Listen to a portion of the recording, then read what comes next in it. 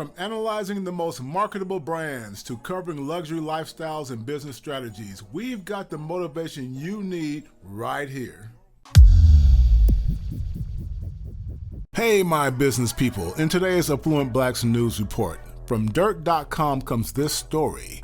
Will Smith and Jada Pinkett Smith paid $11.3 million for an all-new Hidden Hills mansion in California.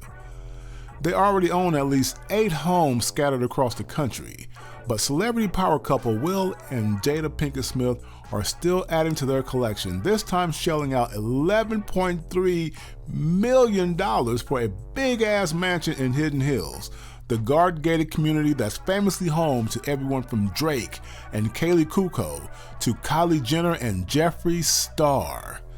Built last year on speculation, the 2-story house spans more than 10,000 square feet of living space and is described as a quote-unquote Napa modern home in the listing. Completed in early 2020 and built on speculation, the estate had been on the market since June of last year. The Smiths scored the keys for a nearly $1 million discount off the original $12.2 million asking price.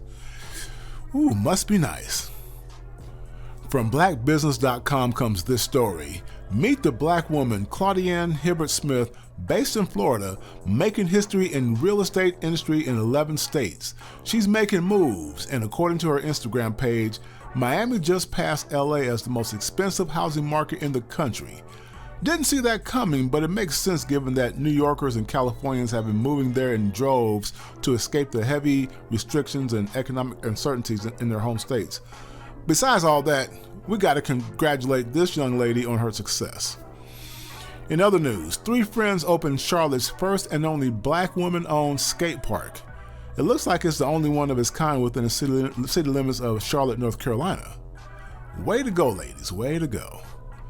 From Black Enterprise Daily Magazine, black female lawyer launches legal fund to support black-owned businesses using crowdfunding to raise capital. Elizabeth L. Carter, Esquire LLC, a black woman-owned securities law firm, has launched a legal fund to support black businesses that plan to raise capital through crowdfunding campaigns and other means. You gotta like that. We gotta support our own, that's for sure. Going back to blackbusiness.com, retired black educator to sell educational complex he built on 98 acres of land in West Virginia. Quote, after 29 years of focusing on leadership development for urban and rural youth and the black and brown community, Robert Hoffman is ready to pass on the torch. Unquote. He's teaching by example the importance of creating wealth based on land ownership so that we can pass something along to our heirs. Well done, Mr. Hoffman. Well done, brother. From RT.com comes this story. Amazon, Facebook, and Uber pledged to hire Afghan refugees to support U.S. economic vision. Retail giant Amazon has vowed to hire refugees from Afghanistan as part of a program with other major companies including Facebook, Uber, and UPS to get refugees into the U.S. workforce. Some 34 companies joined the Tent Foundation's Coalition for Afghan Refugees and have pledged to train, hire, and help integrate refugees into the American economy, the Tent Foundation recently announced. Companies like Facebook, Uber, UPS, Pfizer, Chobani, TripAdvisor, Western Union, Hilton, Gap, MasterCard, and Amazon, the latter of which will train and hire Afghan refugees to work in its controversial warehouses and transportation centers. Unquote. So, given that our community has pressed the Biden administration and the Democrats in general to do more than just hold hearings on reparations, does this seem fair? I mean, something to think about, right? So, I don't know, you guys weigh in down below in the comments. On to the next story. Chinese woman admits to being poor before going to Ghana and now she is rich.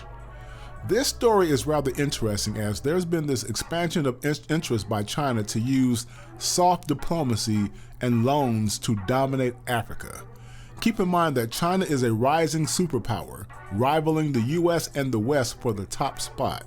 And for years, they have been muscling their way into hegemony over the entire African continent.